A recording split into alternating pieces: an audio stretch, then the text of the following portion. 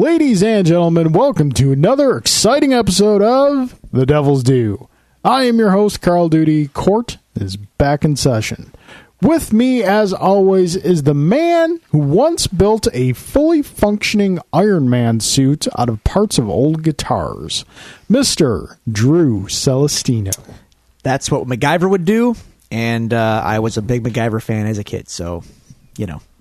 You got to use what you have available. A little duct tape and a Swiss Army knife, and you can build anything. You were Iron Man on so many levels. I guess so. Ironic, I didn't really get into Iron Man until like the mid-2000s. There you go. As did a lot of people. Yeah, actually.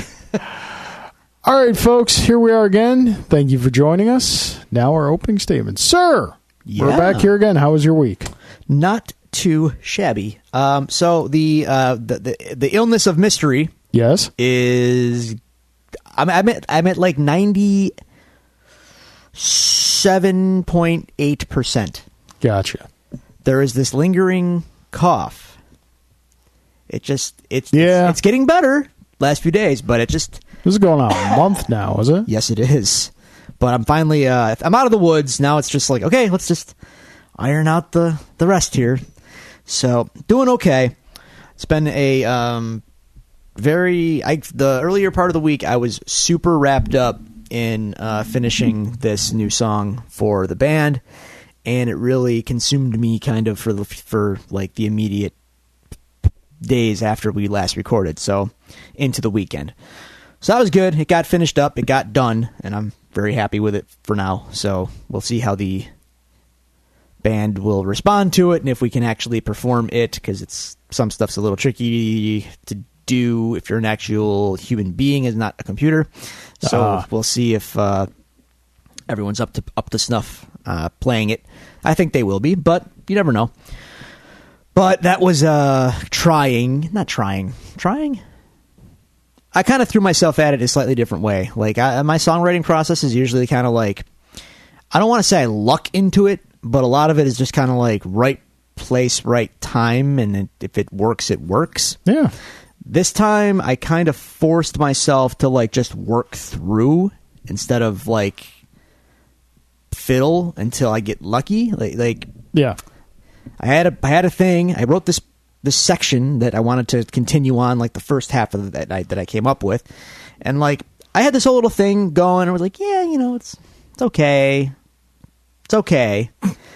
So rather than like just stick it out and like finish it and say that's done or whatever, I just kind of or like jettison the whole thing, come back to it in 6 months, which I do a lot actually, like just throw things on the shelf and never look back, and then when I finally do come back around, maybe they'll get reused.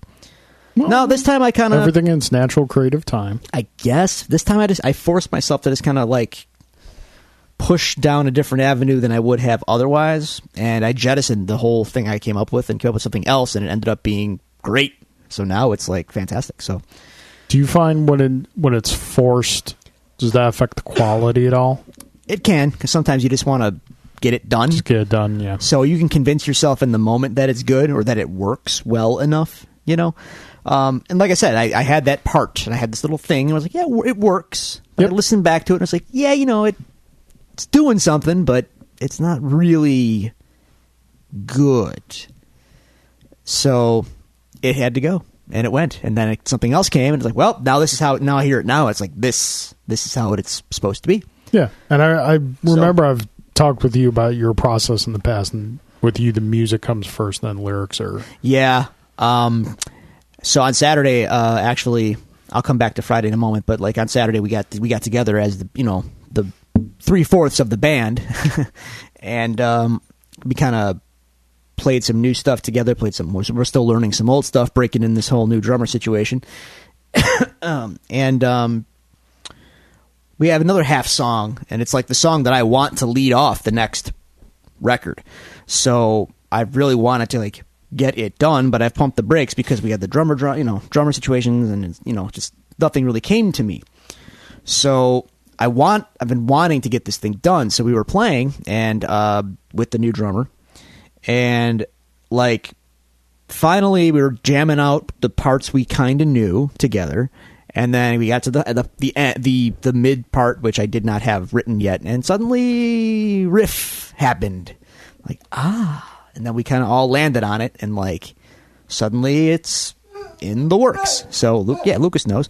So now that one is my next boondoggle that I must throw myself at wholeheartedly, and I'm probably going to grind away at that one and finish that one next.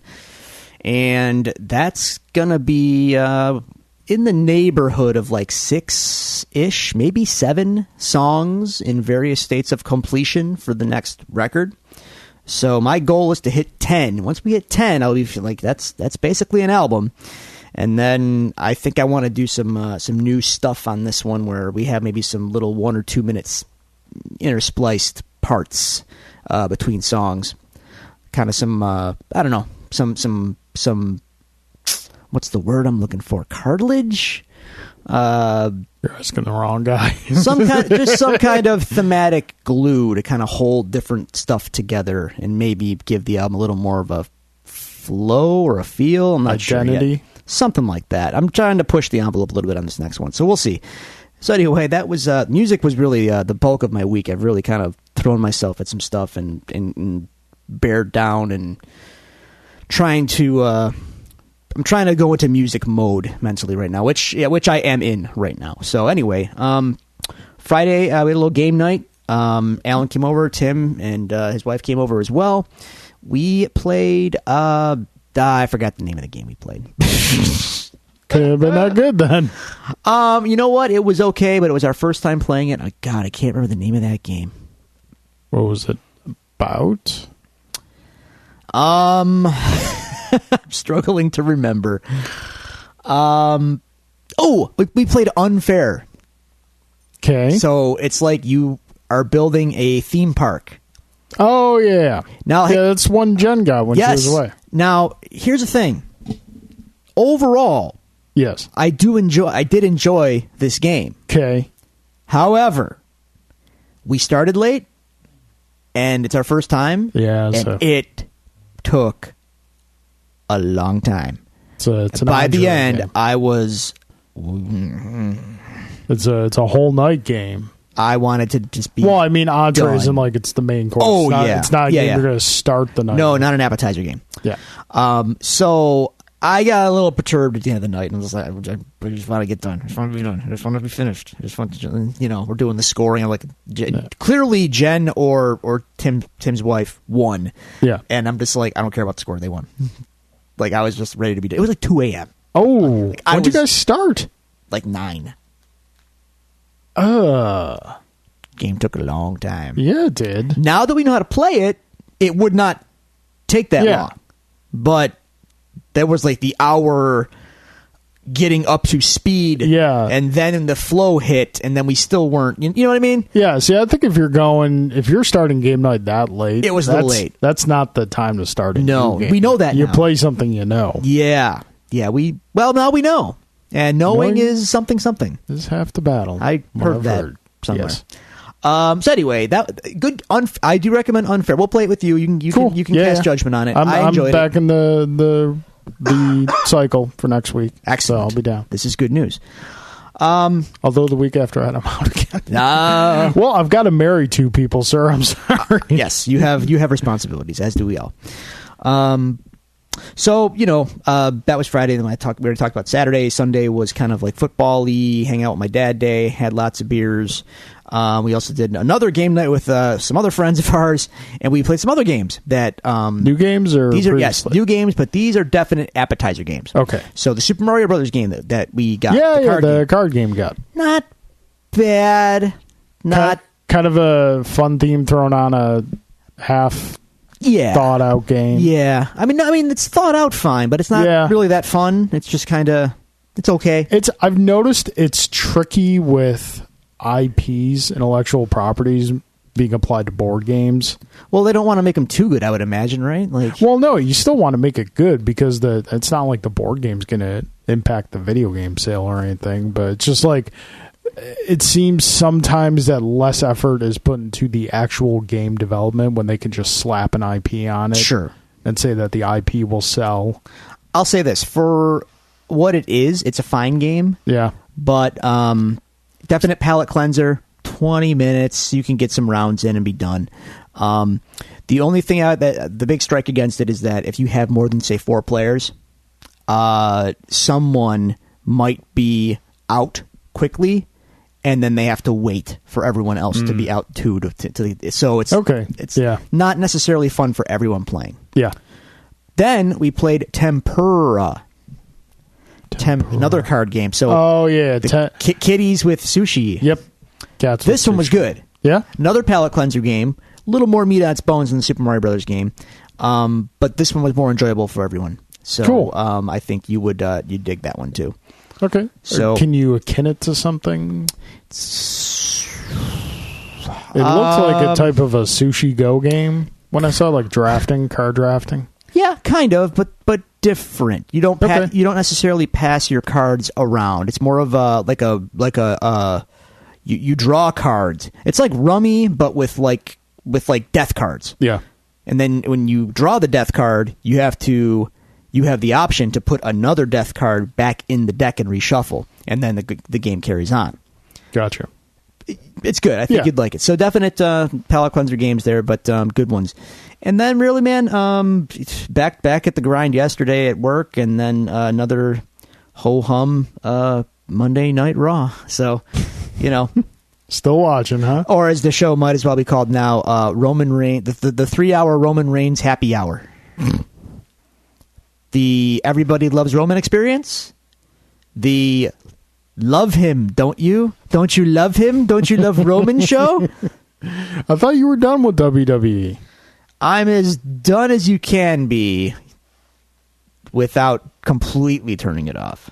Okay, so it's kind of like the Rick Remender Cap run. No, I actually did read those. This is more like I'm keeping abreast of what's going on, but actual emotional You're just doing investment is very the minimal. cliff notes of the episode. Basically that, yeah. All right. So it's such a shame, but whatever. It's okay. Yeah. Good news. Good news. Good news. Good news is always good. Another thing happened this week. Yeah? We got confirmation of something that I had no idea. I had my doubts. I thought, nah, doesn't look like it's in the cards, which is fine. But so we have ringside seats to New Japan, Ring of Honor, Global Wars at Buffalo Riverworks. This is amazing because Ring of Honor themselves have not come to Buffalo in maybe 10 years ish. Because the last time they came here, attendance was not good. So they said, we're not coming back. Well, they're coming back. And they're bringing New Japan with them. Yay! So we were like, yes, let's do this. Let's get the ringside. We're in. Cool. Card, we don't care. We're going. The card, and then the names started coming out, and it was good enough, right? So the Young Bucks can be there. Hell yeah, the Young Bucks are going to be there. Kushida will be there. The Time Splitter himself will be there. Takahashi will be there, and possibly Jay Gelsomino's favorite stuffed cat, possibly sentient stuffed cat, Daryl, will be there. Okay. Just go with it. Yeah, okay. So this is all good stuff, and we were all very excited. Yeah. But this week, the big Mama Jamma was confirmed. Yeah? After weeks of like me being cynical and pessimistic about it. Well, don't hold us in suspense, sir. I'm building. You see, I'm building it up. Yeah, Kenny Omega is going to be in Buffalo. What? Yeah, Kenny Omega? the Kenny Omega will be in Buffalo wrestling. Nice. The arguably one of the top 2 wrestlers in the world will be in Buffalo. That's pretty awesome. Yeah. The term here is marking out. Yeah? That's yeah. that's me. This is big. So you grabbed me a ticket, right? Yeah, about that. The time to ask for that would have been as soon as the show got announced. It was one of those things where we bought on the fence. Correction. We bought not even knowing who was going to be on the card. So you could not afford to be on the fence about buying the ticket in this case. Tickets are probably still available, but you will not be ringside with us. Sorry, sir. At the time of purchase, we did not know Kenny would even be here. Hindsight and whatnot. Alrighty.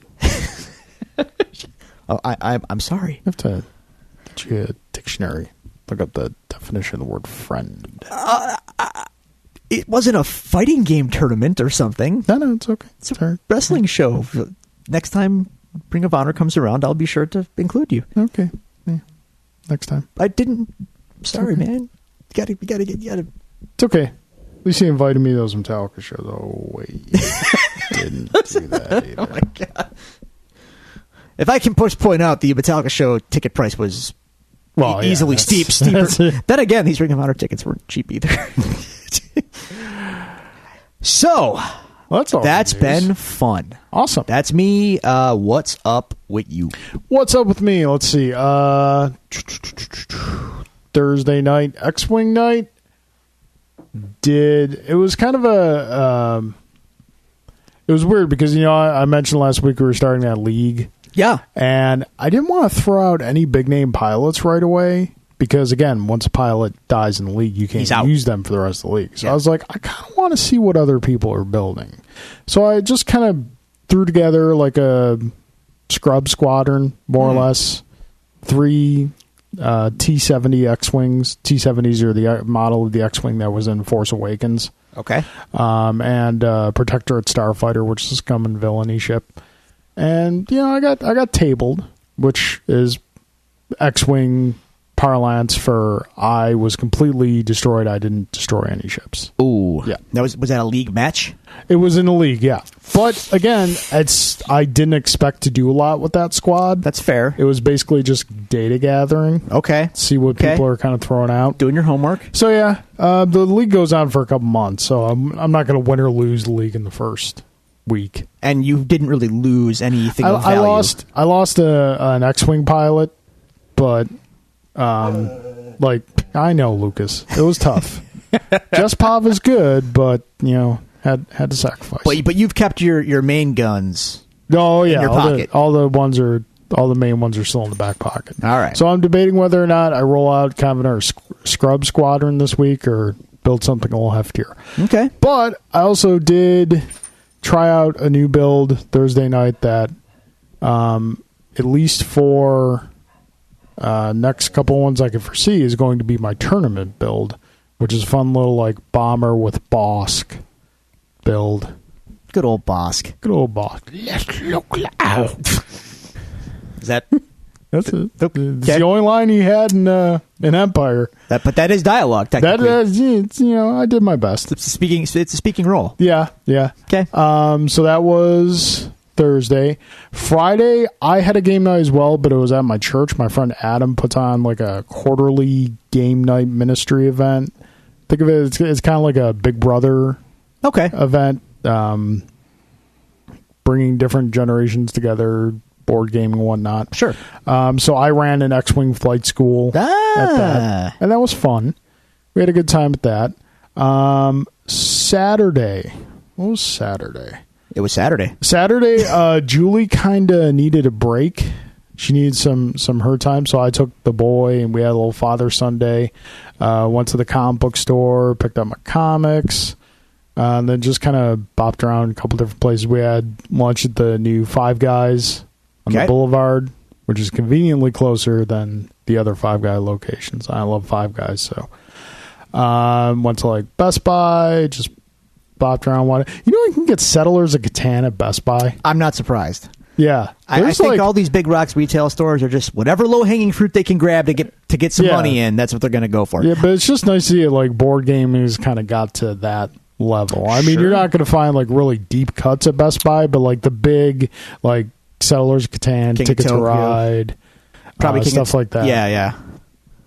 The gateway games. Yeah, the gateway stuff. Games. Yeah, it's okay. So that was that. Yeah, and then Sunday I didn't watch football. There was actually an X-Wing tournament on Sunday. I'm using tournament in very loose terms because only 4 people showed up. There's a store in Lockport. It was the first tournament they were putting on. The building that the store is in is interesting. It's like an old office building, and the store is like one office. Then they use the rest of the offices for gaming spaces. Where is this? It's Casual Dragon Games in Lockport. Lockport. No, I'm not Lockport fluent. Like I said, 4 people showed up. I took second place. I was 1 hit away from winning the tournament. Not bad. Not bad. And I was more or less running the tournament too. I was the only one there with any tournament experience. You should have got some bonus points for that. Well, should have gotten something for it. Yeah. So that was fun. Let's see. Oh, also this weekend. And I didn't do in like one thing, but just a couple other things. Watched Mortal Kombat again. The movie? The movie. Wow. I want to pause a moment. The recording? No. Okay. I just want to talk about This is an aside? This is just a quick aside. Should we save this for like a feature? No. It's going to be quick. Okay. So I will still say that Mortal Kombat is the best theatrically released video game movie. Okay. The best video game movie is Street Fighter Assassin's Fist. There's no contest Okay. to anything that's been released. Okay. And that's just not my... I'll freely admit I'm biased towards Street You Fighter. definitely are. But as you are towards Mortal Kombat, Definitely. let's be it's honest. more my speed. But if you were to watch Assassin's Fist, you would... Is that the old animated one? No. Okay. This one was essentially got picked up by... You okay there? Yeah. Got Dealing with some wrist pain lately. picked up Lucky me. by... Well, you should switch hands then. Picked up by Machinima, and it originally aired as a web series. Okay. But there is a theatrical cut. Gotcha. So, but no, watch Mortal Kombat, and you know what? How did it age? There's 2 aspects to how it aged. Okay. There's the practical visuals and the visual effects. CGI versus the practical. Practical stuff has aged fine. Yeah. The sets still hold up. The fight choreography. The fight choreography is Fantastic. still on point to anything you see today. Yeah. Goro still works. Yeah, for the most part. When he's not fighting. The Yeah. fighting was a little hard to pull off, but like when he's air finger quotes acting or just like talking, he still works as a visual. He still looks really good. Yeah. The things that don't hold up is anything that was done by computer. Yeah. Oh. Yeah. Oh. Well, here's the thing. We're also talking like early CGI. Yeah, here's the thing you got to remember. Like, that movie, when it came out, CGI was like this new concept. The fact it had it at all was like, whoa! Yeah, cutting edge! This movie bought in hard. This was not even like PlayStation 1 level graphics.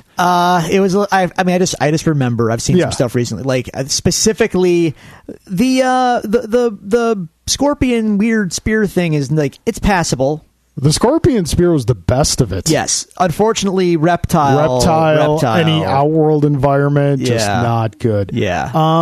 I still don't buy Bridget Wilson as Sonya. Nor I. I never liked her as Sonya. She was, and I'm not trying to say anything negative about this, but she was too pretty to play Sonya, and her performance did not sell military specialists. I think more than anything, that's what it is. Like, she just didn't have the gruffness you needed for Sonya. And not for nothing, Christopher Lambert as Raiden. Yeah, it wasn't all that great either. No, it wasn't. He was just kind of doing Christopher Lambert stuff. See, it's funny because the things that got wrong, they got really wrong, but the things that got right, oh god, Kano was great. Rest in peace. Kerry Tagawa as Shang Tsung. It just steals that movie. Johnny Cage was great. Liu Kang was great. You know, the fights I would rank would be the... my favorite was always the Johnny Cage and Scorpion fight. After a rewatch, I put the Liu Kang Reptile fight.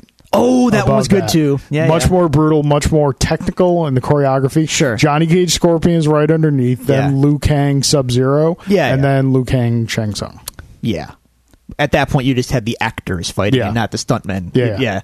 So just a quick revisit of that. I've always wanted to watch that Mortal Kombat Legacy web series that came out a couple years back. I heard nothing but good things about that. Well, I'm going to throw you a little curveball here, sir, as we are coming up on nearing the end of the Defenders here, and we don't know when Punisher's starting. Maybe we should get into some of this stuff for a little show content. So you're saying Mortal Kombat Annihilation? We got to do that. What? Why not? Oh, Street Fighter the movie.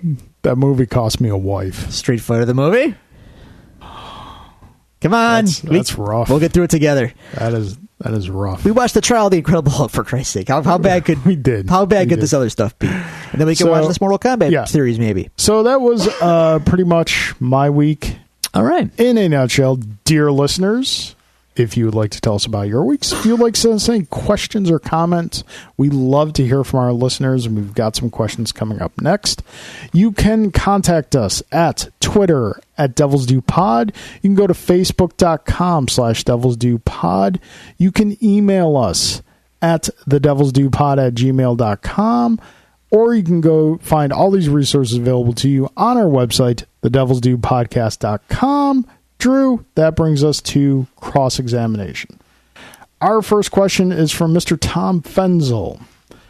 Semi-frequent question asker on the show. Always a listener. We appreciate it.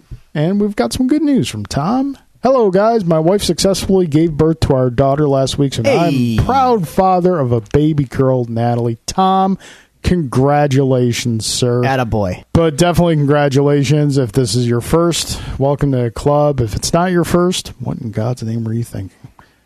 Say one. Just one for us. Oh, we're one and done. But yeah, definitely a hearty congratulations. My question is regarding jumping on the bandwagon. I think we're going to have a good time with this question. Regarding sports, jumping on the bandwagon is wrong. You have the team you grew up with, or the town that you were born in. You don't just pick a team that's winning. It's true. Can't swap. See Carolina Panther and Seattle Seahawks fans.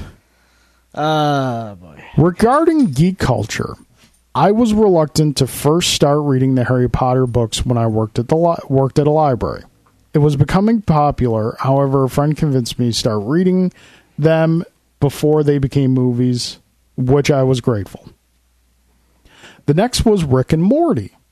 I wasn't too sure when I saw the small clips of the cartoon, but I decided to binge watch all of the first 2 seasons before the third was released, and it was amazing. I'm so glad I got the chance to watch the show. Did I jump on the bandwagon for these things? What is your opinion of people that jump on the bandwagon, or is there a difference? That's a good question. I don't think you jumped on the bandwagon. I think sounds like he was ahead of the curve, just enough. With Harry Potter, definitely. I don't think when it comes to geek culture stuff or just things outside of sports in general, I don't think there's necessarily as much a jumping on the bandwagon stigma. Either some of us discover these things before they hit, or some of us are recommended these things and investigate for ourselves and decide we like them. And I think if you're like in the case of Harry Potter and Rick and Morty, you took a recommendation of something someone suggested to you and you watched it and you like it. That's not really jumping on a bandwagon. I think jumping on a bandwagon would be more if you played it off like you were a fan of it the whole time. Yeah, that's your point of entry is your point of entry. Just don't act like you were there at the ground level when you got in on the 13th floor, more or less. That's why it's more apropos for sports, because after a team has had success, then you jump on and you claim all this. I don't know. Insert brag, humble brag here, but with other stuff though, I don't know, man. Get in when you can and enjoy it, and there's no one's keeping score on the pop cultural side of things. So, then again, that's not necessarily true. Yeah, I think sometimes we are reluctant, and I think this is just culture as a whole. We are reluctant to investigate something that's been suggested to us because there's almost some strange sense of, if I watch this thing person X, Y, or G watch, listen to, play, this person suggested and I like it, that person wins. Yeah, I think I know what you mean. Yeah, and we all want to be the first to be something. Yeah, and at least me, I think that's silly. It is, but it's also but at the same a real time, phenomenon. At the same time, we also have people that we are apt to listen to more than others. Sure, Yeah. totally. So yeah, don't be ashamed. Get in when you get in, and enjoy. Yeah, like what you like, now. and not for nothing, but our favorite phrase on the show. Even with sports teams, it's okay to jump off. No, it's not. Sure, it is. No, absolutely, especially when your Pick team your is. There are. I had this worked out in my head. There's two reasons you're allowed to switch allegiances. One, if the team dissolves, Okay. you can switch allegiance. Two, if the team moves, Yeah. you can switch allegiance. What if you move Nope. to a town with a new team? Nope. Yeah, I disagree there. Your team's your team. What if my team? So you're telling me, if you're telling me, for argument's sake, we'll say you're a Bills fan. It's being generous. So Go if on. you move to Cleveland, yeah, no, I wouldn't even bother. yeah. But if I went to a city with a good team, Or if you lived in like New England, you moved to Cleveland. God, no, Yeah. no. See? Well, going to Cleveland is just not. You're not going to win anyone there. But like if I move to who's got a fun team. Let's say if you lived in New England, you moved to Atlanta. No one cares about the Falcons, even in Atlanta. That is very not true. They're not even the biggest draw down in Atlanta. No, you could switch, especially when your team was a 17-year dumpster fire. You're more than allowed to jump off the bandwagon. Can't switch. You can switch. You have my permission. You can switch. All right, Tom, thank you very much for your questions. Next questions are from Adam, who I mentioned earlier. Drew, how's that song for Carl coming along? Song for Carl. The one where you sing about your rage of me playing with the toys I had when I was a kid. Gotta give some background, Adam. Sorry, I've been really focused on other stuff as I already laid out, but I'll get back to that. The new song on the Long Cold Dark album, "Rap Bastard with the Flag," is garnering If there's a rave song on reviews. there called "Flag," you'll know what it's about. You will know. Flagged. Flagged. Yeah, that's right. Flagged. Oh man, that's funny. Carl, in your journey in board game fandom, what have you discovered to being your favorite thing about board gaming? It's my favorite thing is twofold. I've discussed this before, and it's kind of what's kind of drawn me away from video games more to board games. I haven't played video games a lot for a couple reasons. One, there's just hasn't been any major titles out that I really want to invest time in. Two, with board games, there is first off a social interaction that for most part video games just don't have anymore. We don't have couch co-op so much anymore. Not outside of Nintendo consoles. Even within Nintendo consoles, when's the last time you went over someone's house for the sole purpose of playing Nintendo? Sole purpose, not often. Yeah. But then again, Mario Kart is the great unifier and divider. But at the same time, that blue shell, man, that thing will end marriages. But at the same time, like, how many times have people come together just to play Mario Kart? It's, hey, we're having game night. Let's break out Mario Kart. It's not like back when we were kids and NES was in its prime, you went over to Billy's house to play his new game. Sure. Or vice versa. Sure.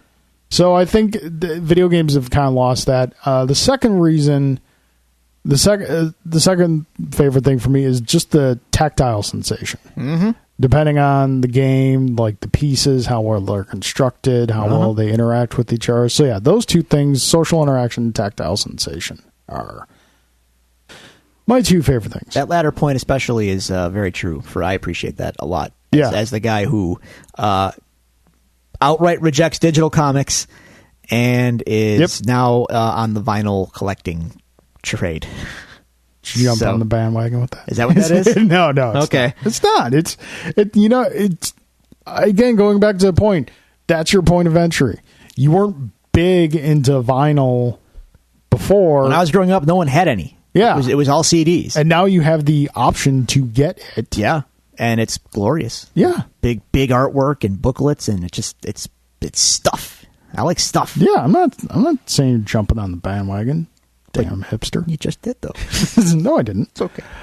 Drew and Carl, the best place to get wings in Buffalo is. Ooh. That's a tough one.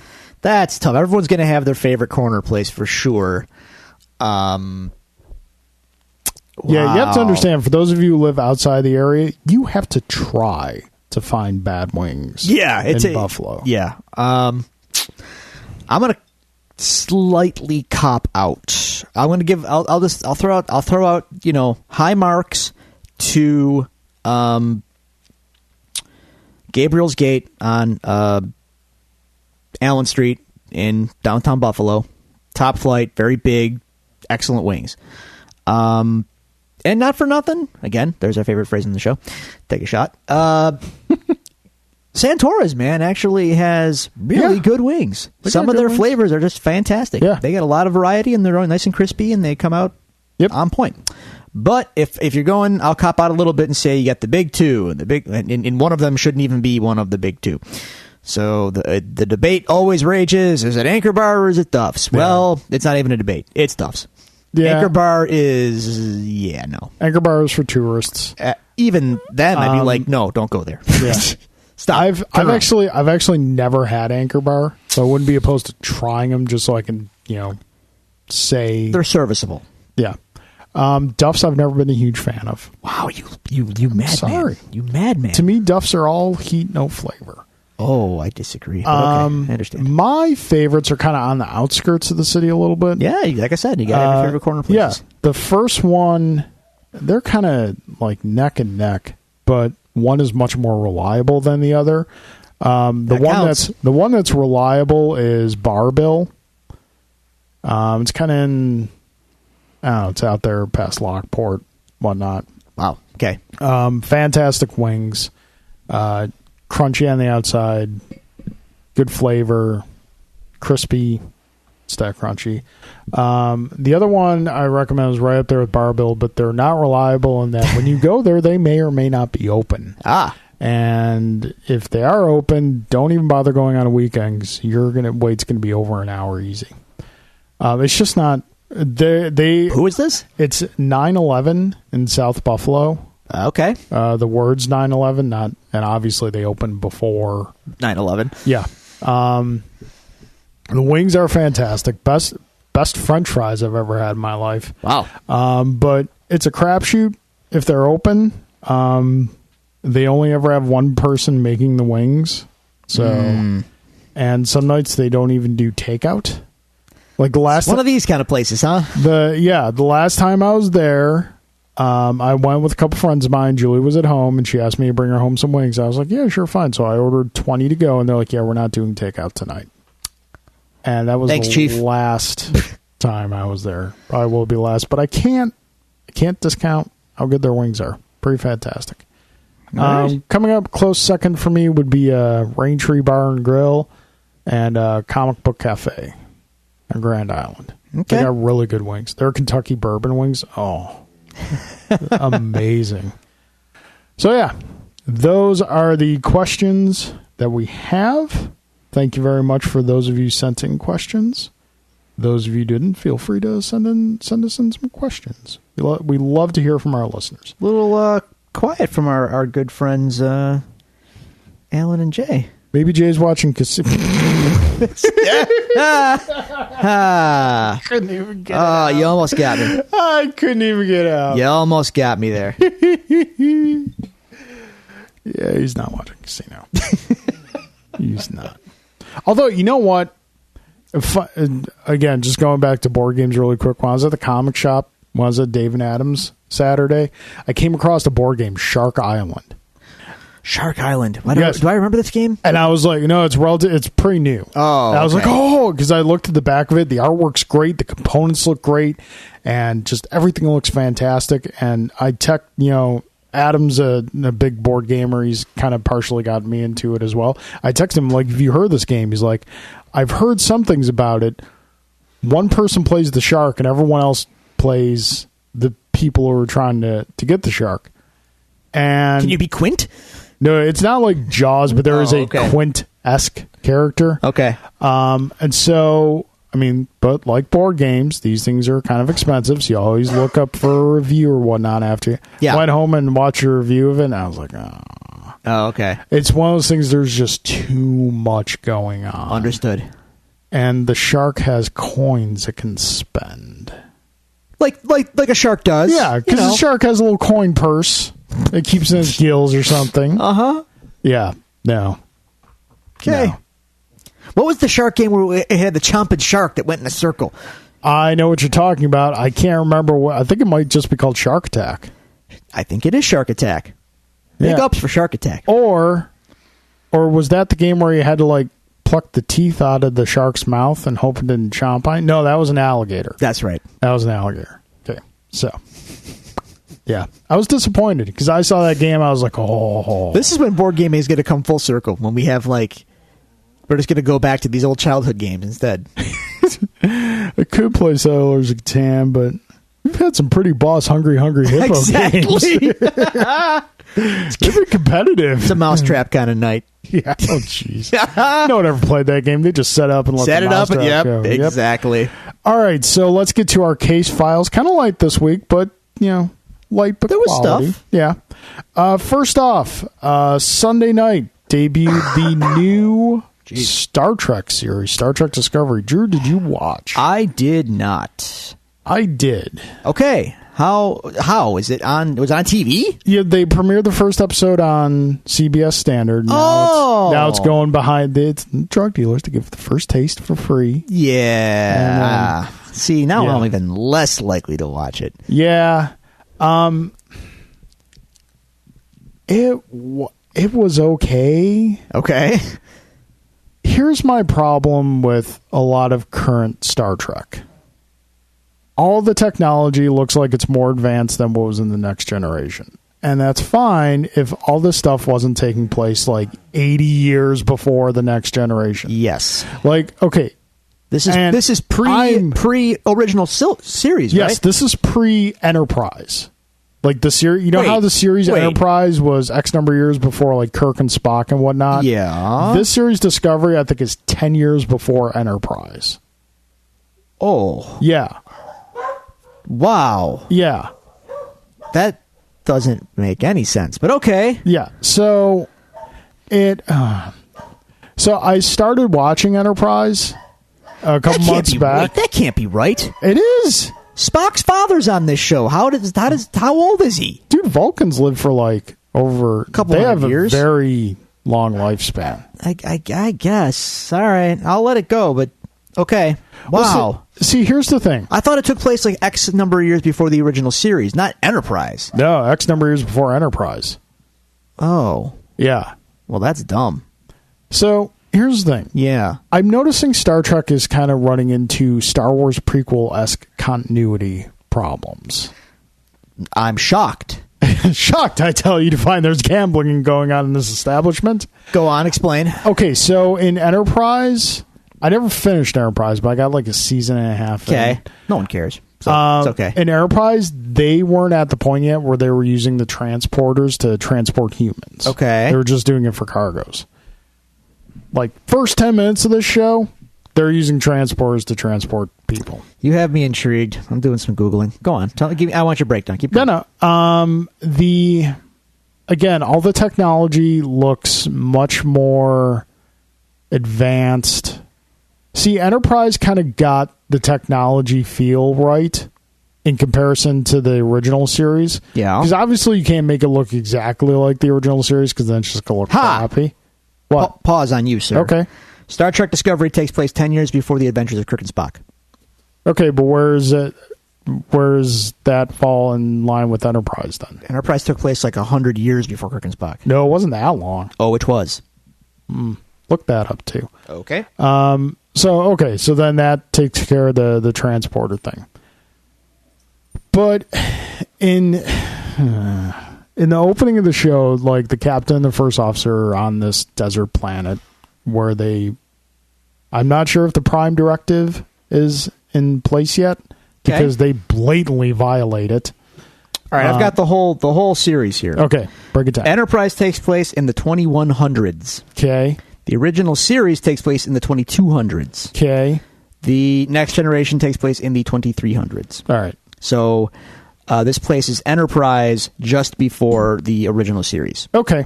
So now we know. And again, knowing is half the, something. Battle. Whatever. Snake Eyes has lips. Okay, so the captain and the first officer are stranded on this planet, and there's this bad storm rolling in. Okay. So they just go start walking, and the way they get their ship to find them is they walk a Federation symbol into the sand. And then the ship comes through the clouds in that spot. Finds them, beams them up. So there's that. That's silly. I'm not crazy about the ship design. It is the original design for the Enterprise from the motion picture. You got to consider that. It doesn't. Again, it's the way the technology looks and feels in this show. It feels very like Abrams. I'm not a fan of the design either. It feels very Abrams verse, and I like the first Abrams film and kind of most of the second Abrams film. It was a good trial run for Star Wars. So yeah, like the whole technology thing, and then so there are Klingons in this. This series is kind of going to cover the Federation's first war with the Klingons. Can we talk about the Klingons? We can get there in a second. Okay. And therein lies another problem I have with this is that Star Trek, ever since the Abrams reboot, Star Trek has become extremely action oriented. Yes, very much. A lot of action in this show, and it doesn't feel like Star Trek. Now, the Klingons are speaking just Klingon. Okay. So everything is subtitled. Okay. Which is fine, but at the same time, you've got these incredibly beautifully designed sets and costumes. Whether or not you think they look good for Klingons aside, the design is very incredible and breathtaking. That's fine. I don't have time to enjoy the design if I'm just constantly reading. I'm a subtitle guy. So I'm not against subtitles, but like, just have them speak English. Why do they look the way they do? I have no idea. I fell asleep the last 10 minutes of the episode. I thought we locked in on a Klingon look over the last 20, 30 years. Well, again, I think we've discussed this before when the first trailers were shown. There was something, I think it was in Next Generation, where Worf said... It was in Deep Space Nine. And it was later revealed that there was a virus or something. And it took generations to... Yes. Yeah. That's fine, but this doesn't even look like that. No, I get that. This is something way different. And that's why I really didn't have a connect with the show, because it's so disconnected from the original series. I mean, obviously, again, yes, you want to make it a little more polished than the original series. Yeah, of course. You can't go back to the 60s, but it just seems so far ahead. And it really, and again, it's mostly action.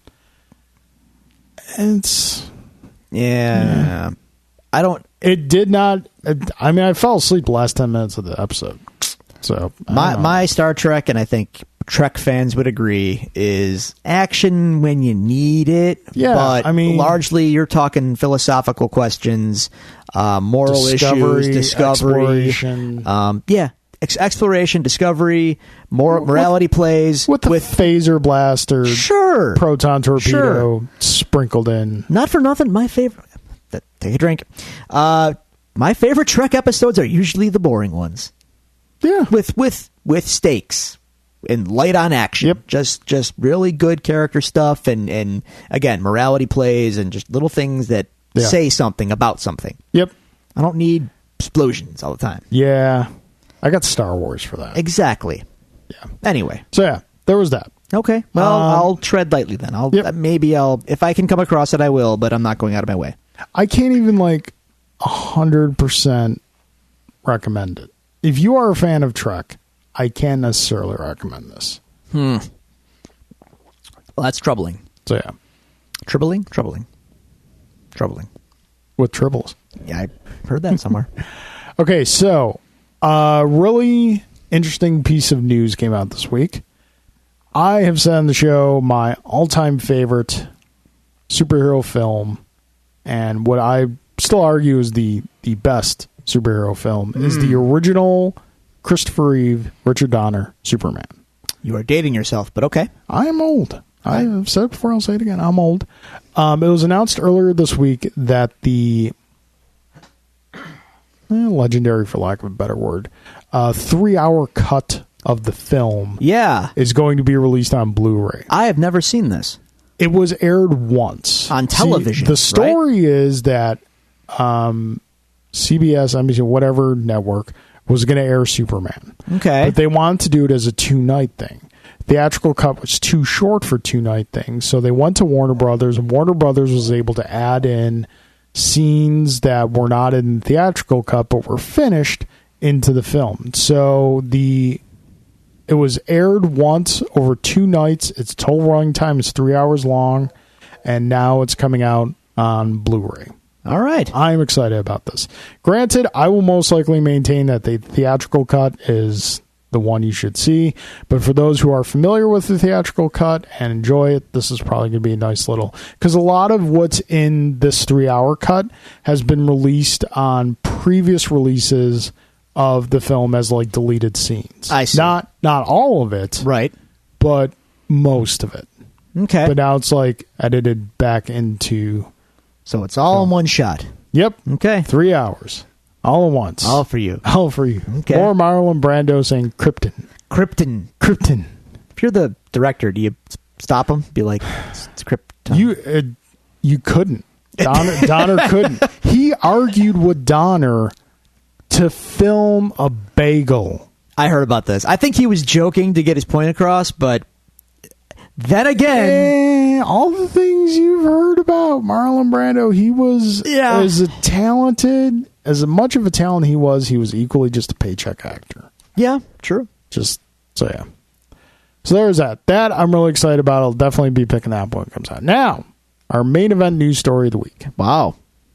Most pertinent to this show. Trucking through here. Okay. Yeah, there's a lot going on this week.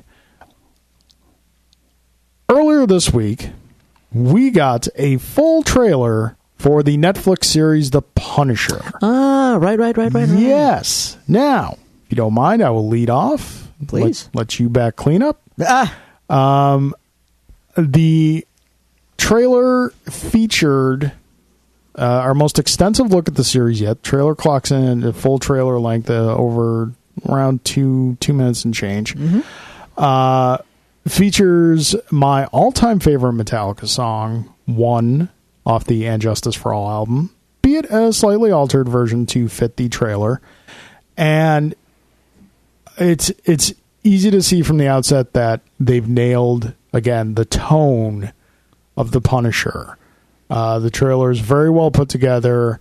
It gets me really excited for the series, with a caveat. In that I'm going all out. I'm marking out hard for this trailer when they're playing and everything. And then the line, "They killed my family to get to me."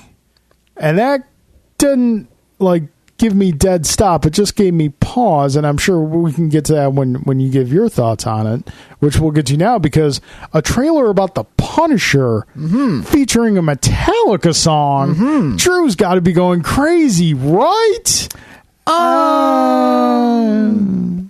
Contrary to what you might think, when you combine things I love, I don't necessarily love that end result twice as much.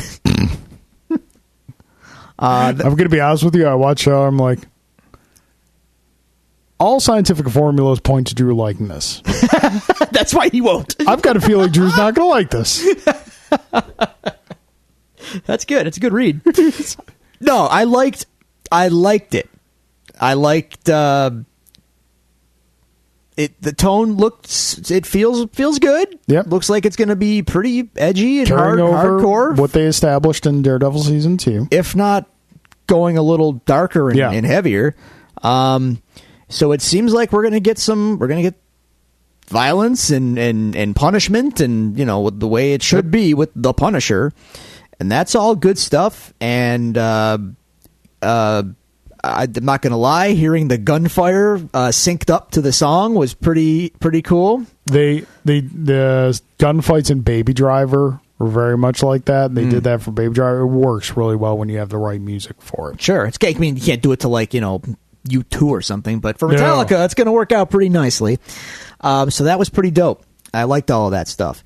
Now that you say it, though, my only real or fear, I should say, really, is that stuff with his family. Excuse me.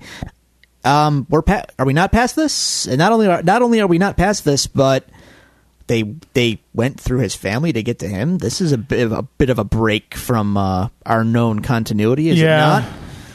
I don't need that. Yeah, it seems like lately I'm noticing, not always in films, but with television stuff. Like, I started watching Gotham, and there was poor soul. Oh, don't worry, I jumped off that boat real quick.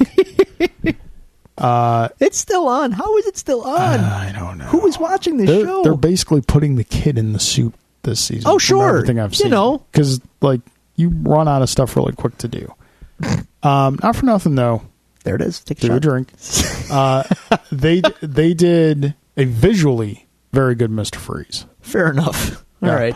But, in Gotham, when the Waynes were killed, there was, this conspiracy as to who and why had the Waynes killed, and I'm seeing that here with this. It's no, the whole point of the murder of the Waynes and the murder of Frank's family is that was a random it's the catalyst. act. Right. It's a random criminal act that nothing could have been done to foreseen or stop.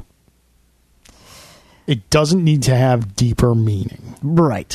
There are plenty of things about these characters that you can dive deep into and really examine. These should not be them. Yeah.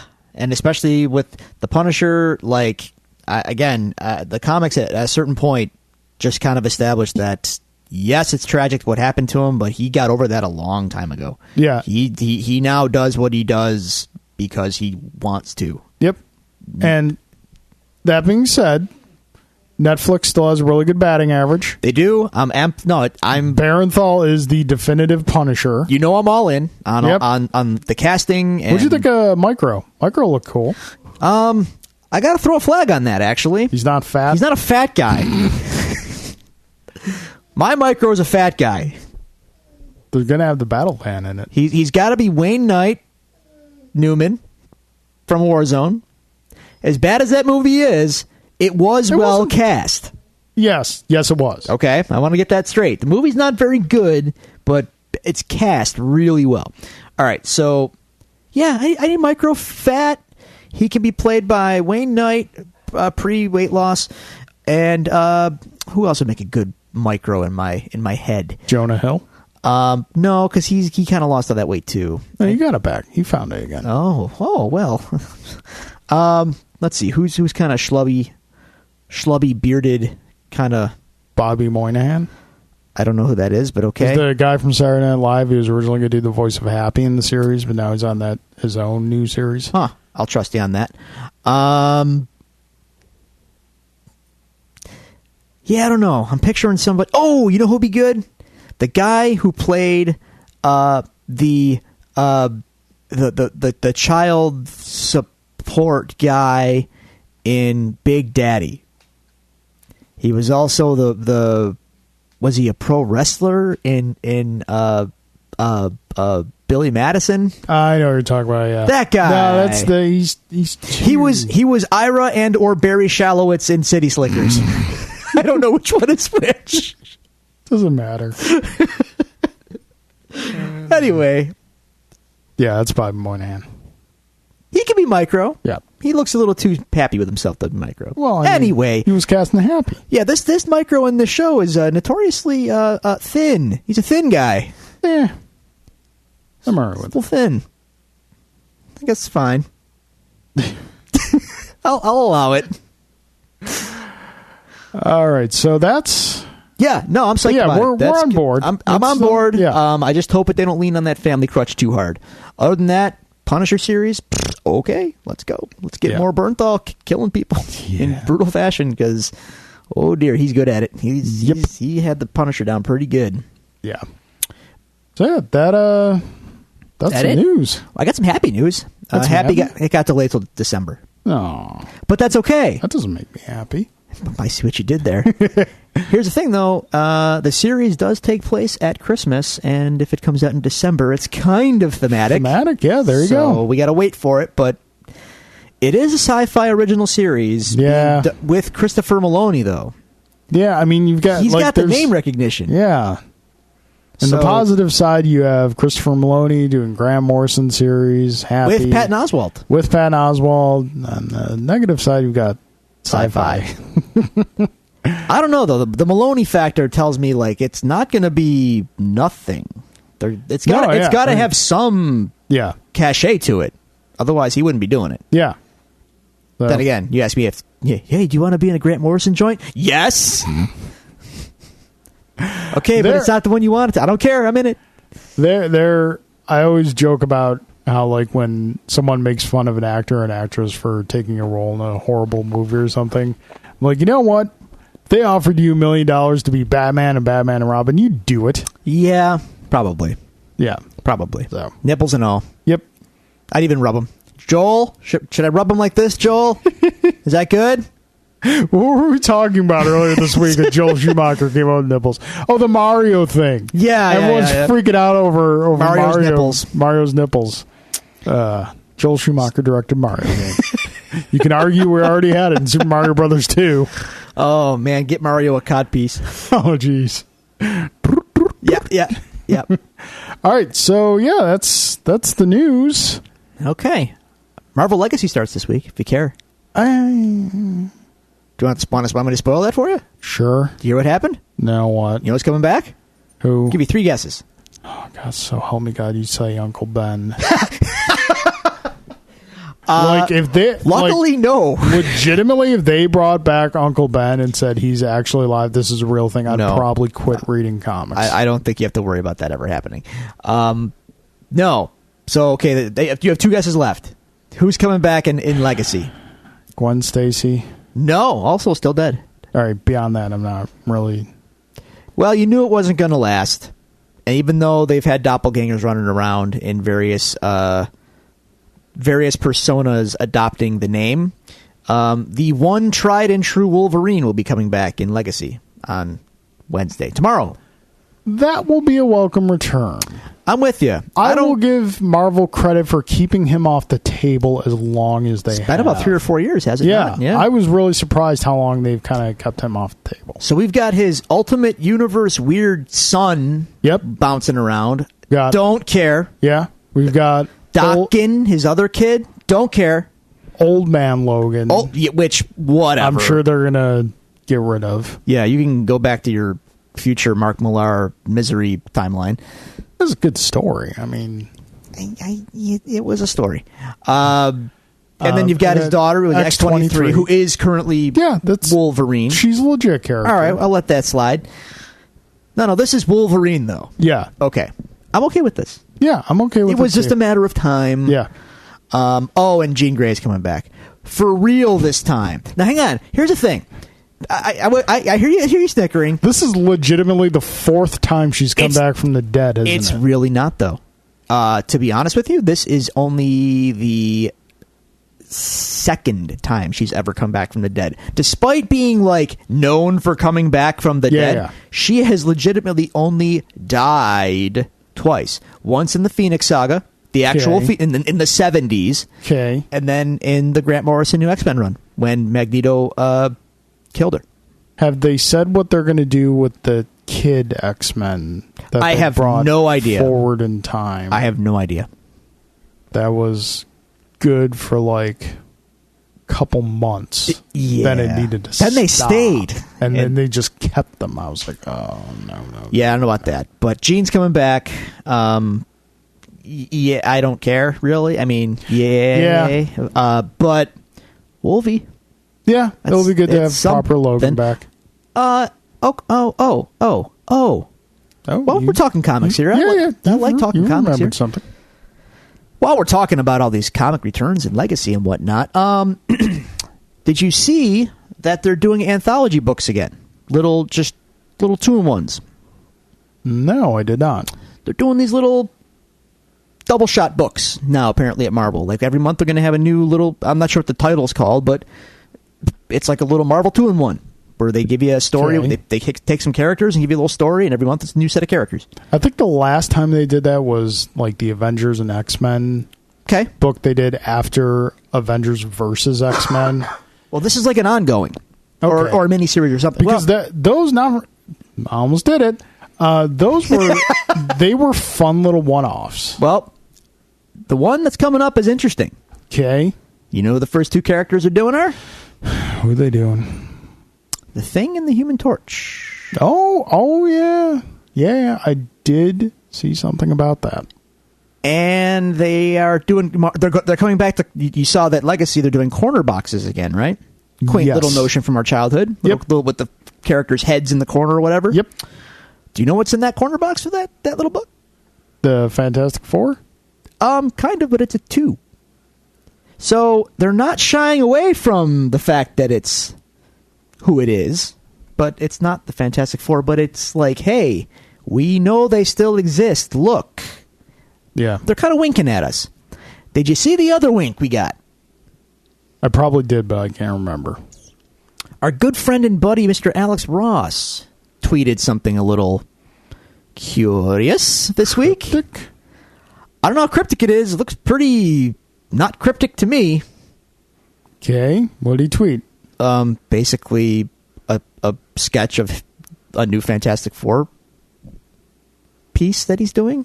Oh, for a second there you said new Fantastic Four. I was like, No, not Ghost the Hulk. Rider, Spider-Man, Hulk, Wolverine? No, let me pull this up for you so you can see it. Now, normally you'd say, oh, well, that could be from that could be from anything, really, right? It looks distinctively progressive. Let me, I'll let you look at it, and you can tell me what you think about its look and feel. Because, again, he's done Marvel work in the past. He's certainly drawn the Fantastic Four before, right? Yeah. Yeah, he has. But has he ever done a piece that looks like that with those costumes? No. So That is very different. Yeah. That happened. I like that Four design. What's going on over there, Carl? What's happening? I don't know. Something's happening. Who knows? Something's happening over there. Maybe Marvel's working their magic and getting the first family of comics back in the fold. We can hope. We can hope. We can hope. We just Yeah. I don't want to get my hopes too high, but let's just remember that all these X-Men TV shows don't happen without a little kickback to Marvel. Yeah. What's the kickback? Yep. We still don't know. So, that reminds me of something else you mentioned you saw earlier in this week Oh? from Marvel versus Capcom Infinite. Oh, yeah, that game. How's that going? It's all the reviews are saying the same thing. Yeah? Graphics are terrible, the roster's boring, but the game plays really great. Okay. So, take it for what you will. Sure. But you'd mentioned earlier in the week that you saw some gameplay footage in which Captain Marvel was in it and her color palette Was inverted. It looked And great. I saw that just today. I was like, that looks really good. That needs to be the standard. Because then I thought about it. I'm like, Wait a it's minute. like the original Captain Marvel. Right. That didn't dawn on me until like a day later after I told you about it. Yeah. And then I saw it again. I'm like, now I know why I like it better because it looks like Captain Marvel. Yep. Just do that. Keep the sash. Make it gold again. Yeah, it's and fine. you've got a great looking costume. I mean, her costume's fine as it is. Yeah. But I like the color Yeah. flip. It was really cool. It's kind of like Red and Blue Superman from the arcade game. But in this case, it actually looks good. Remember that? The original Superman arcade game where it was like 2 players and Yeah. one was like a regular colored One Superman. was red and one the was other was blue. essentially Red Sun Superman. No, well, he had a red costume on. Yeah, it was red and the boots and the cape were gray. Were they? I'm pretty sure they were. I don't remember. But I do remember the red, and it weirded me out. Yeah. Superman's colors inverted are weird. Yeah. It's Yeah. kind of mind-bending. Anyway, Not only that, there were just 2 Supermen. What's going on here? yeah. Yeah. How long until DC pulls that out of their pocket again. They like to do that every now and again. They do. They just like, I guess I'm only reading Batman right now, but I guess in Detective Comics, Azrael showed up again in the bat suit, the Nightfall bat suit. Sure. Which was so 90s cool. In fairness, though, they did over-design him intentionally to illustrate that Bruce is the one true Batman. Yep. I know what they were going for. Yeah. I'll let it slide. Yep. Didn't stop him from cashing in on it, though. Oh, and also, early buzz on tier rankings in Marvel versus Capcom's Spider-Man's kind of high towards the top. Good for him. I saw a video of like early Justin Long footage with Spider-Man, and it's just sick. Jeez, I thought you said Justin Long Spider-Man. I'm like, wait, what? Then the actor Justin Long? No, I know it. I'm just picturing it in my head. I wouldn't hate it. That's kind of what I just thought too, and now I feel weird. Yeah, like I wouldn't if they're doing like the Spider-Man 10 years ago. No, I'm talking now. No, not now. If they were doing like a not high school Spider-Man, he's not what he once was, sir. Well, has anyone seen him lately? I mean, since Tusk. No. Then again, no one saw Tusk either, except me. Oh, I still haven't seen it. I do want to see it. I'm not expecting normal Kevin Smith fare. Listen to the episode of the podcast for sure, because the movie you're going to put in your mind is going to be really good. Probably like what him and Scott thought when they were talking about it in the episode. Yeah. Then watch the movie, and then rethink it a little bit. Anyway, all right, love you, Kev. We do. We've dawdled on long enough, but now it's time to rustle some papers. Break out the notes. Drew, we're coming to the end of Defenders. We are. My notes are getting shorter. Yeah, mine too. We only got 2 episodes left. Is this episode a little bit of filler? No, and I'll say why. Okay. You notice how in Netflix shows, Netflix Marvel shows, there's always that episode that is at like the peak of the roller coaster going up. Yeah. And it's just like the kickoff for like the end run. Okay. That's what this episode is. It felt at the end of this episode, I got that impression. It's the peak of the rise, and now everything's gonna get real fast. And this was episode 6. Ashes. Okay. So, what'd you think of this episode outside of the? You know what? Let's skip right to the end of the episode. Wow. We're going to talk about the episode, but because I'm most interested to hear about what was a shocker for me. Yeah. At the end of the episode when I first saw it. Okay. Here's the thing. You're paying Sigourney Weaver money. You're getting that Weaver money, and she got to give a little bit of a Oscar winning whatever. She got a big speech moment in the show here. But here's the funny thing. As I have noted here again, we have something of a fractured hand. Yes. Meets cast, if you will. Yes. Cast, plaster, cast. Yeah. Get it? Cast because it's broken like a hand. All right, trying too hard. Okay. Just making sure I'm getting that in there.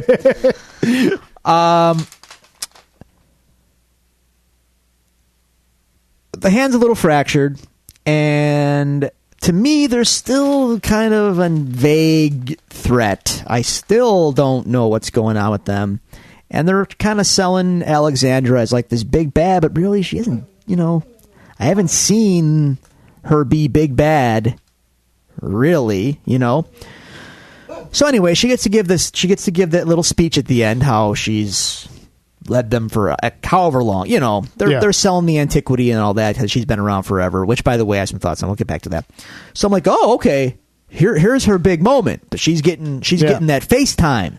She's given the heel promo. Like it's for reals now. And then right when she's giving the big bad speech, Elektra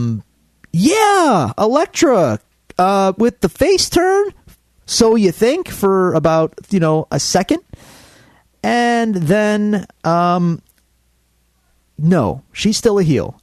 More so. She kills Alexandra. Yeah. Straight up stabby with the size. Yeah. So she's reclaimed the size. She reminds... So, okay. She basically... Elektra gets all of... I don't know how much of her memory she has back at this point, but... Yeah. She stabs and kills Alexandra, reminds her that Daredevil's name is Matthew, Yeah. and then when I'm like, oh, she refuses to kill... She's rebelling now because Alexandra tells her, go kill them. So I'm like, for that, like 1 second, I'm like, oh... she's going to turn on the hand because she won't kill Matt. Yeah. And then about 10 seconds after that, no. Yeah. Elektra is now leading the hand. Yep. This, okay. It's kind of... I get annoyed sometimes by filming techniques that are tipping a hand of something about to happen. Tipping a hand? Yeah. I see what you did there. Like, when she starts speaking and music starts rising and the camera starts zooming in her, I'm like, she's about to get killed. You saw that coming. I was like, somebody's going to, like, one of those hand guys are going to kill her. I didn't see Elektra doing it. I didn't see it coming with Elektra. Yeah. But it was still like, I was like, oh.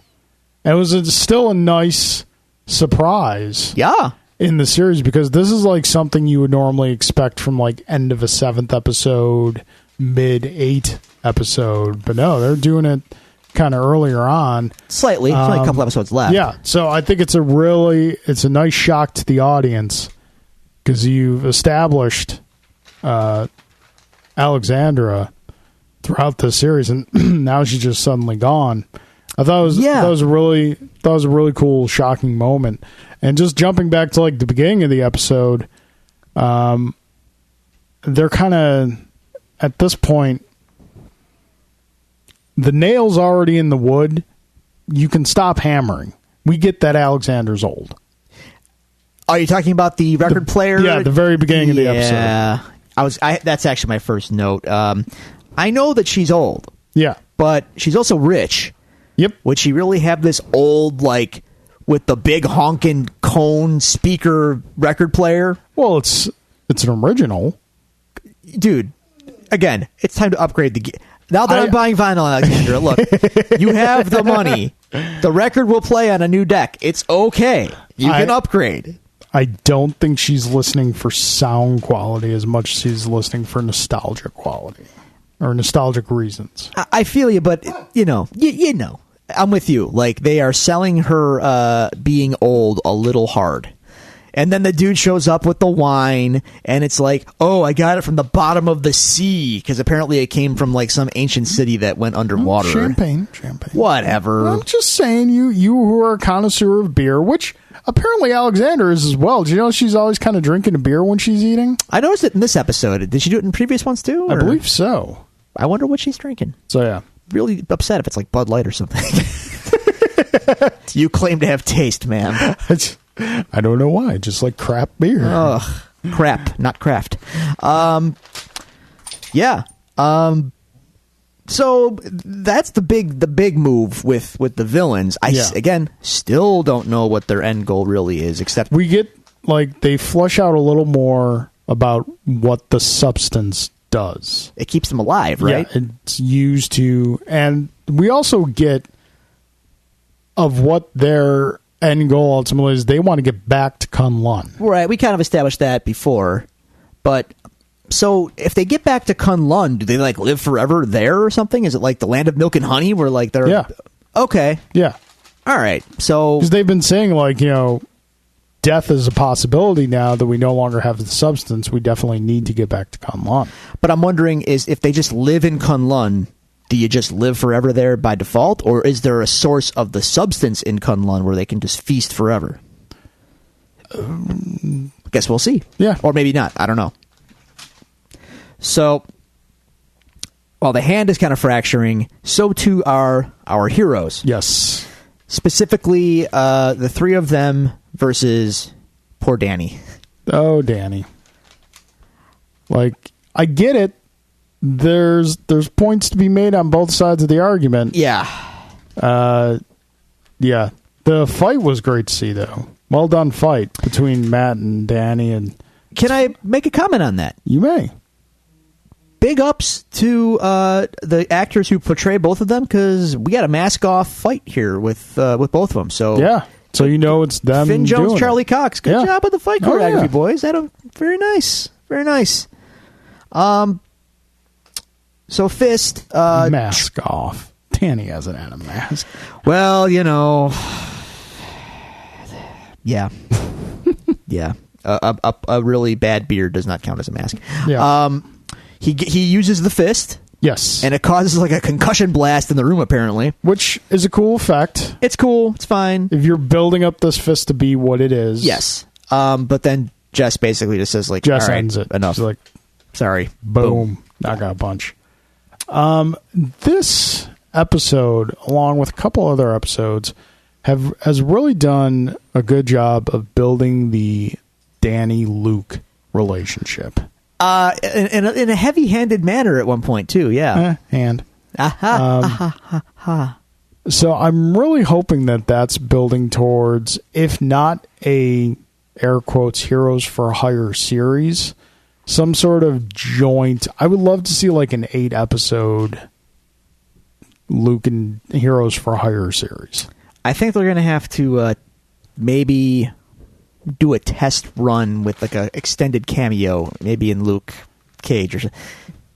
Preferably in Luke Cage. Danny's redemption has not come full circle just yet for me. Not yet. And this episode does actually kind of illustrate some of the reason why he is loathed.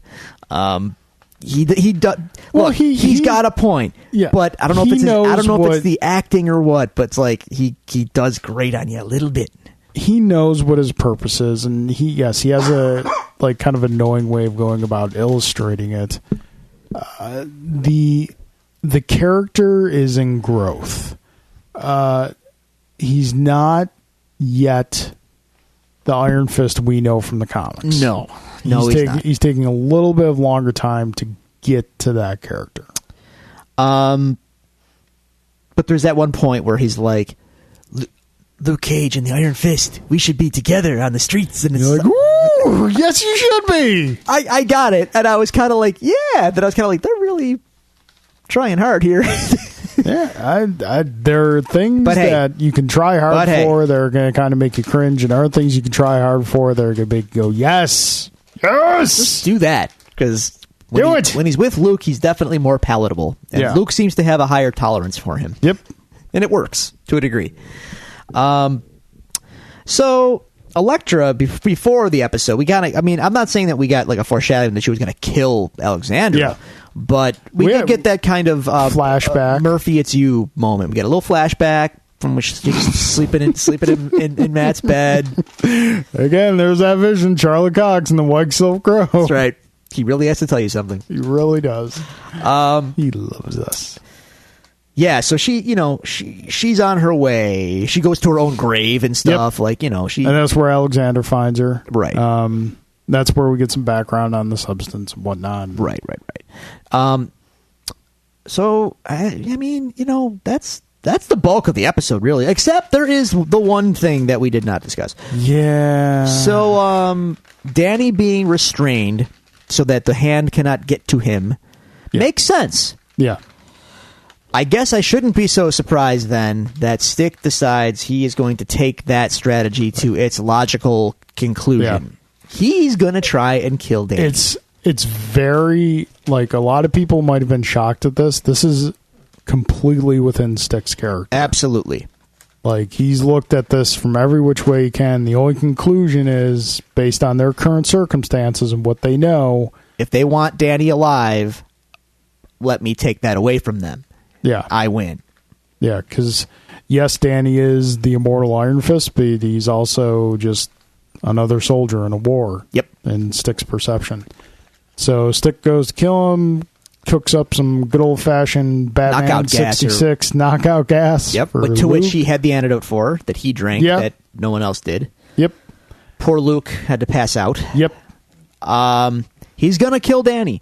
Now, to be fair, he does hesitate. Stick hesitates a lot in this episode. He does. So he's chatting with Danny a bit, and maybe he's just trying to make him understand. Yeah, which, trying to have as best he can a clear conscience for this. I guess. I feel like he wouldn't really care. But then again, maybe Stick does have a heart after all. But not for long. Nope. Because... There's 2 hearts now.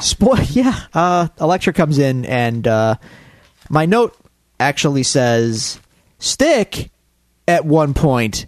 has an opportunity. He hesitates. Yeah. Seems unlike him, but she does not. Yeah. She kills Stick. Yep. And that sucks. Good night, sweet prince. That sucks. Well, it was inevitable. He never died in the comics, did he? I think he did. He probably came back a few times. I don't know. No one stays dead in comics. Yeah. Wolverine. Death, a cold. Jean Grey. What's the difference? Yeah. Take some NyQuil. Takes care of both in comics. They don't call it the dirt nap because it's permanent, sir. But it still sucks because he's such a great character. Yeah, but I think he served his purpose, and you got to have casualties here, and you can't obviously kill one of your leads because they're going to be in shows. Yeah. So we take some players off the board here. Bye, Stick. You were fun. Stick got broke. So, yeah, and now we are going to, I guess, like you said, we're tipping over the edge here into the big free fall into the loop-de-loop.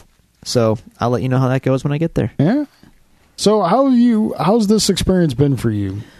Going through it kind of week by week on a weekly basis? It's fine. Because previously when we've done this, our discussions have been with the foreknowledge of what's coming. Right. And whereas I have that now, you do not. I do not. It's been fine. I feel like even though this is an 8-episode show, now that's shorter, which we like.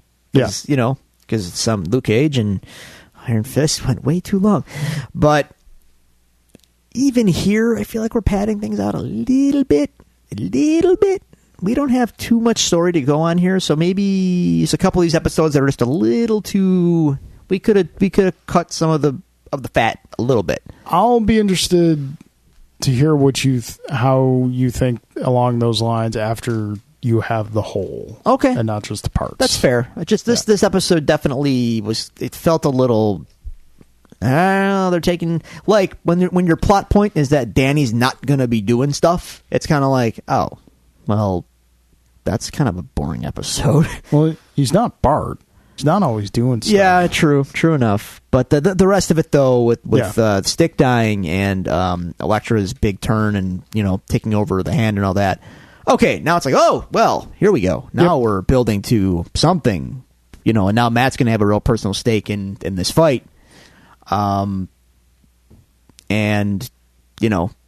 we're just all building up. I could feel the build. I just felt like this was the first kind of slow episode. Yeah. Did you notice Matt was playing his own show's theme song on the piano? I was gonna say that was kind of cute, was it not? Yeah, if not a little cheesy. No, I think it was good. It was good. Like when he started, like I was like, he hit the first notes. I'm like, is he? Ding, ding. Yeah, is he playing? Like, he did. He did. Yeah, he did. I was like, okay. Nice little tip of the hat. I mean, it's not it's not like he doesn't have a theme song that's as memorable as like the Spider-Man song. So. Yeah, no superhero does. No. Are you saying like theme song with lyrics or just theme in general? Because if you're saying theme song with lyrics, yeah, Spider-Man takes up. If you're talking theme orchestral theme in general, original John Williams Superman score. Yeah, okay. That's kind of what I was getting at. Okay. As you are fond of saying, dead stop. Full stop. Yep. All right. Cool. All right. Well, that brings us to the end of the episode. Closing statements. Read anything good this week? I really have not. Light reading week. Very busy. Not enough hours in the day, sir, and that is becoming a problem for me. So I need to dive into the pile. I need to find time for a lot of stuff, and comics is one of those things. So yeah, I'm in trouble. To Metroid Return to Samus, though. Yeah, take it down yet? No, but it's good. It's good. Did you open up Enjoying your it a lot. Metroid amiibos? Remember how you said... No, they're still closed. Remember how you said board games, you like the social aspect and all that stuff? Yeah. Samus Returns is reminding me of what I love about... Yes, Lucas.